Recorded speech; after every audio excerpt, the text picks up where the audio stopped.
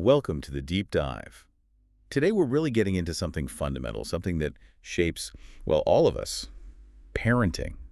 It's such a huge topic, isn't it? Exactly. And we often think of it as just, instinct, maybe some random acts of love and discipline. Right, but the research actually shows something different. It shows pretty clear, systematic patterns in how parents interact with their kids.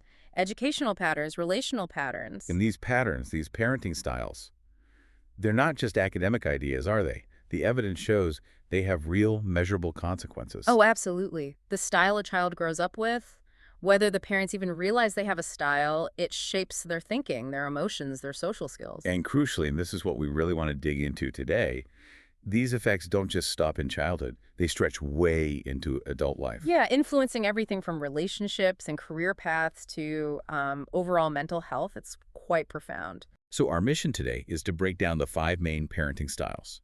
We'll touch on Diana Baumrind's foundational work from the 60s, sure, but also look at how things have evolved. And most importantly, focus on those long-term studies. What actually happens to these kids decades later? That's the key question. Okay, so to get started, you said there are 2 main dials, 2 dimensions that define all these styles. That's right. Think of it like 2 sliders. The first one is exigency or control. Okay, control, so that's about structure. Exactly. It's how much parents set rules, have clear limits, expect mature behavior, and enforce those expectations. It's the boundary framework. Got it.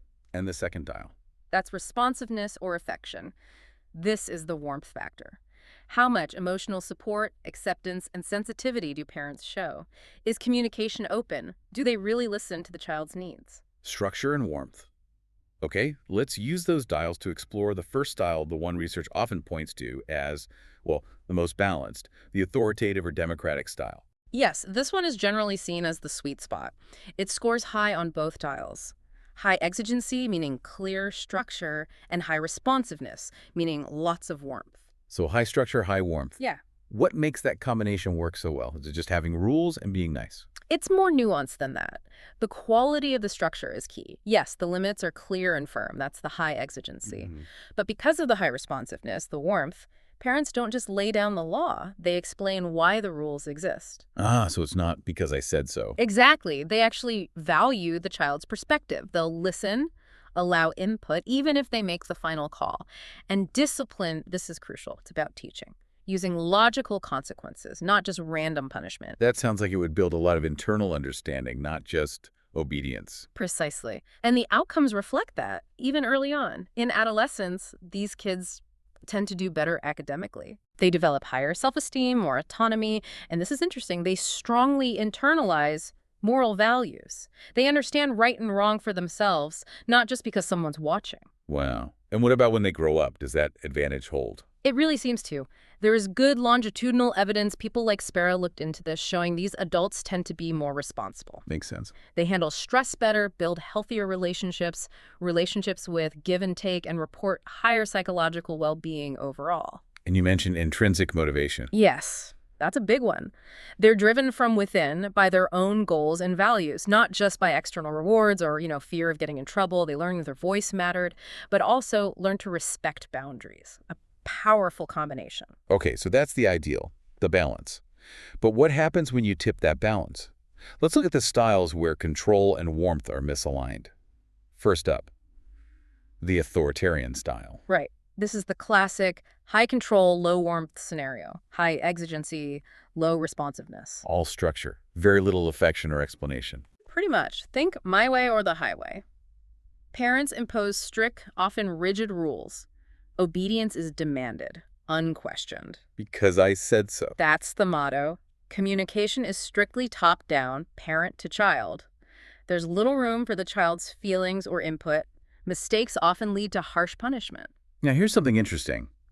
Some studies, like Pinkhart's meta-analysis, suggest these kids can be quite obedient, right?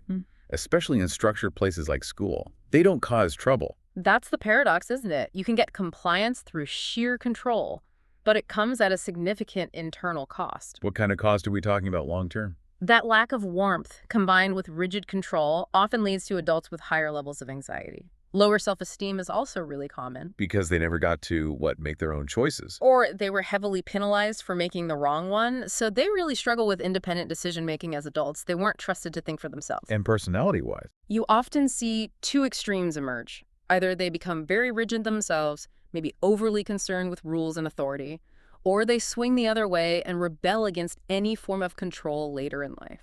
I remember seeing Anola Indermi's research mention linking this directly to lower life satisfaction in adulthood. Yes, and a higher risk for internalizing problems. Things like depression, anxiety, a lot of self-criticism. They often learn to be very hard on themselves. Okay, so that's the high control, low warmth trap. What about the opposite end of the spectrum, the permissive or indulgent style? Ah, yes. The flip side. This is low exigency, so very little structure, but high responsiveness, lots of warmth and affection. So lots of love, but basically no rules. Essentially, these parents are usually very warm, very loving. They truly want their kids to be happy. The problem is they often see setting limits or enforcing consequences as something that will cause unhappiness. So they avoid it. They avoid it. They might act more like a friend than a parent. The child is often left to regulate their own activities, make their own decisions, even when they're really not equipped to do so. Discipline is minimal, conflict is avoided. On the surface, that sounds kind of nice for the kid, maybe? Total freedom. It sounds nice, but developmentally, kids need structure. They need boundaries to push against to learn self-regulation. And what happens when they don't get them? Lamborn's study came up. Right. Lamborn and colleagues found that while these kids might sometimes be creative, they often really struggle with self-control and impulsivity. Because they never had to practice it. Exactly. And they tend to have very low frustration tolerance. When things get difficult or they don't get what they want immediately, they can fall apart because they haven't built those coping skills. How does that translate into adult life? Work, relationships? It can be really challenging. They often struggle with responsibility because they weren't consistently held accountable growing up. Blaming others when things go wrong is common. In relationships, they might expect constant indulgence or struggle when partners have normal boundaries or expectations. That lack of experience with limits makes reciprocity hard. And risk-taking. Also higher, particularly in adolescence. Things like substance use can be more prevalent, partly because that layer of parental supervision and clear rules just wasn't there. Okay, that covers the extremes of control versus warmth mismatch. Now let's move into what might be considered the most concerning styles, those involving absence or maybe too much presence. First, the negligent or uninvolved style. This one is tough. It's characterized by low scores on both dials, low exigency and low responsiveness. So no structure and no warmth. It's just absence. It's often described as an emotional and sometimes even physical absence, yeah. Parents are detached, unresponsive to the child's needs. There are no limits, no guidance, no supervision to speak of. Why does this happen? Sadly, it's often linked to significant parental struggles, severe mental health issues, addiction, overwhelming stress, deep poverty. The parent is often just not available emotionally or otherwise. And the impact on the child is devastating. It really is. Research consistently shows this style leads to the worst outcomes across the board. Academically, socially, emotionally, we see higher rates of aggression, delinquency, poor self-esteem. And long-term thinking about attachment. Exactly. Bowlby's work is so relevant here. Without that consistent, responsive caregiver, the child doesn't form a secure attachment. This makes it incredibly difficult to build healthy, trusting relationships later in life. There's difficulties forming bonds, maybe personality disorders? The risk for personality disorders is significantly higher, yes. As are challenges with emotional regulation and just generally integrating into social and professional life, that early absence creates deep, lasting wounds. A really difficult situation. Yeah. Now let's shift to the final style, one that feels very contemporary. The overprotective or helicopter parent. Ah, yes, the helicopter parent. This one's interesting because it looks like it might be high on both dimensions, like the authoritative style. High involvement, high affection. What's different? Very different. The control here isn't the healthy structure of the authoritative parent. It's often driven by the parent's own anxiety. How so? These parents are constantly intervening, solving every problem for the child, managing their schedule, their friendships, preventing any possibility of failure or disappointment. They hover, hence the name. It sounds exhausting for everyone. It is, and it feels like intense love and care, but the motivation is often fear. Fear the child won't succeed, fear they'll get hurt, fear they won't cope. So the parent tries incredibly hard. But you're saying this actually backfires. Why? Because the child never learns to fly solo. They don't develop essential life skills. Think about it. Resilience comes from overcoming challenges. Coping skills come from navigating difficulties. Autonomy comes from making your own choices, even small ones. And the helicopter parent removes all those opportunities. Precisely. Research by Schifrin and others actually links this style to higher rates of anxiety and depression in young people. Really? Not lower, because they're so protected. Higher. Because they feel immense pressure to meet the parents' often implicit expectations. But they also feel fundamentally incompetent. They haven't built confidence through experience. They develop extreme dependency. And what happens when it's time for them to, leave the nest, become adults? That's where we see what some researchers call learned helplessness. These young adults struggle profoundly with basic life tasks. Making decisions is terrifying because they fear failure so much. Things like managing money or dealing with conflict. Or even just scheduling their own appointments. They lack fundamental competence because someone always did it for them. Emancipation, becoming truly independent, is incredibly difficult. They often stay emotionally and financially tangled with the parents for far too long. Wow. Okay, so pulling all this together, after looking at all 5 styles, the decades of research seem to point pretty strongly in one direction, don't they? They really do. The overwhelming conclusion from the evidence we have is that the authoritative or democratic style, that balance of clear structure and genuine warmth, consistently correlates with the most positive outcomes, psychologically, socially, across the whole lifespan. So that need for both warmth and boundaries, it's pretty universal. It seems to be. Now, culture definitely shapes how those limits are expressed or how warmth is shown, but the fundamental need for both seems constant. But it's important to add the caveat, right? Parenting style isn't destiny. Absolutely critical point. A child's own temperament plays a huge role. So does their wider social environment, school, friends, community. Parenting style doesn't lock you into a specific future. It sets probabilities. It sets significant probabilities, yes. Yeah. It creates predispositions for certain mental health patterns, certain ways of relating to others, certain approaches to challenges. And here's the rub. What's that? The challenges of modern life seem to be actively pushing parents away from that balanced, authoritative style and towards the less functional ones. Okay, let's unpack that because this is really relevant for listeners today. What specific roadblocks did the source material highlight? You mentioned information overload. Yes, that's a big one.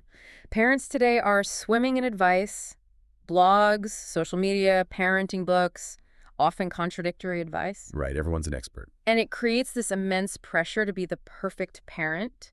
The fear of getting it wrong is huge. And that anxiety, it can push well-meaning, highly engaged parents straight into that overprotective helicopter style. Because controlling everything feels like the only way to guarantee success or avoid failure. Exactly. It's an anxiety response. Ironically, striving for perfection leads to a style that hinders the child's development. What about just the sheer stress and lack of time in modern families? That's another major factor. Work-life conflict, financial pressures. Parents are often just drained. And being authoritative takes energy. It takes a lot of energy. Explaining rules, being patient, validating feelings while holding a boundary, finding logical consequences. It's demanding work. So when you're exhausted, You default to lower effort styles. That might mean becoming permissive, just giving in to avoid another fight because you don't have the energy for it. Or, in more extreme cases, withdrawing and becoming negligent simply out of emotional depletion. makes a lot of sense. The path of least resistance when you're running on empty. And the last challenge mentioned was technology, screens, digital life. Oh, absolutely. This is a huge new frontier for parenting. Managing screen time, online safety, digital citizenship.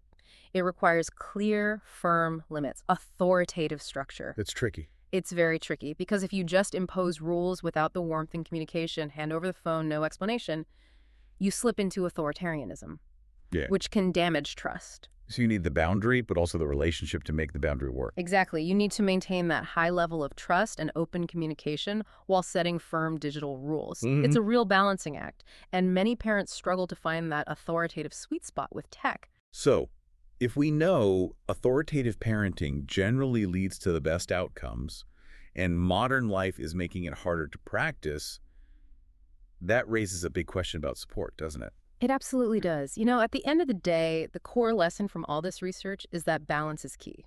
Structure without warmth breeds anxiety and low self-worth.